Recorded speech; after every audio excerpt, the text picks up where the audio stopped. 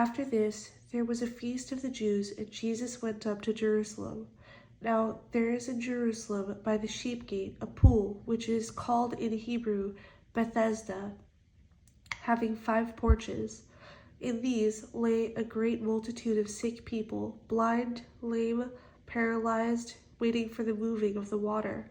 For an angel went down at a certain time into the pool and stirred up the water. Then whoever stepped in first, after the stirring of the water, was made well of whatever disease he had. Now a certain man was there who had an infirmity 38 years. When Jesus saw him laying there, and knew that he already had been in that condition a long time, he said to him, "Do you want to be made well?" The sick man answered him, "Sir, I have no man to put me into the pool when the water is stirred up, but while I am coming, another steps down before me."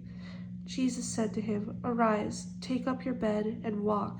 And immediately the man was made well, took up his bed, and walked.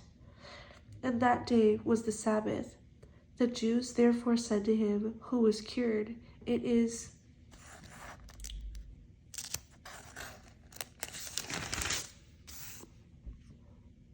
the Sabbath. It is not lawful for you to carry your bed." He answered them, "He who made me well said to me, 'Take up your bed and walk.'" Then they asked him, "Who is the man who said to you, 'Take up your bed and walk'?" But the one who was healed did not know who it was, for Jesus had withdrawn, a multitude being in that place. Afterward Jesus found him in the temple and said to him, "See, you have been made well. Sin no more, lest a worse thing come upon you." The man departed and told the Jews that it was Jesus who had made him well.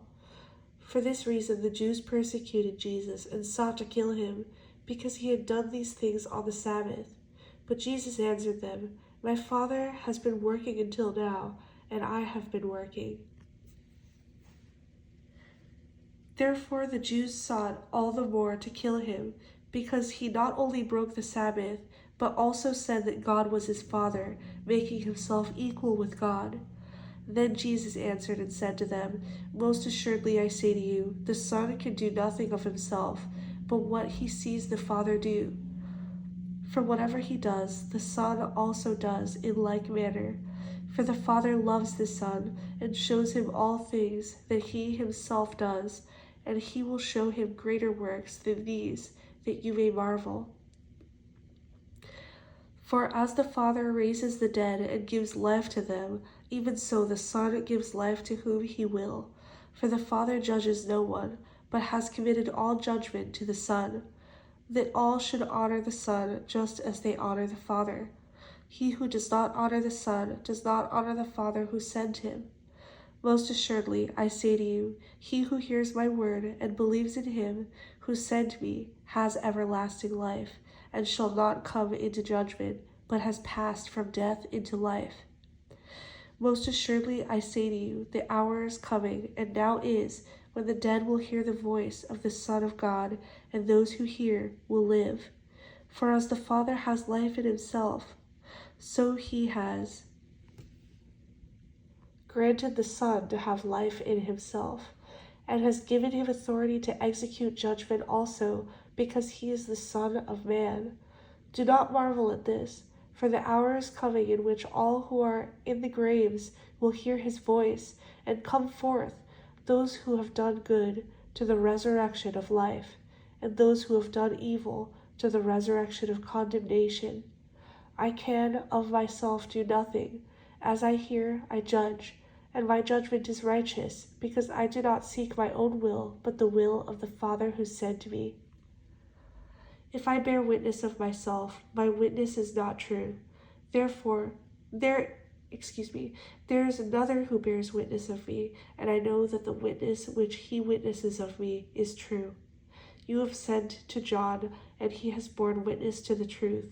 Yet I do not receive testimony from man, but I say these things that you may be saved. He was the burning and shining lamp, and you were willing for a time to rejoice in his light. But I have a greater witness than John's, for the works which the Father has given me to finish, the very works that I do, bear witness of me that the Father has sent me. And the Father himself, who sent me, has testified of me. You have neither heard his voice at any time, nor seen his form, but you do not have his word abiding in you, because whom he sent, him you do not believe. You search the Scriptures, for in them you think you have eternal life. And these are they which testify of me, but you are not willing to come to me that you may have life. I do not receive honor from men, but I know you, that you do not have the love of God in you. I have come in my Father's name, and you do not receive me. If another comes in his own name, him you will receive. How can you believe, who receive honor from one another, and do not seek the honor that comes from the only God? Do not think that I shall accuse you to the Father. There is one who accuses you, Moses, in whom you trust. For if you believed Moses, you would believe me, for he wrote about me. But if you do not believe his writings, how will you believe my words?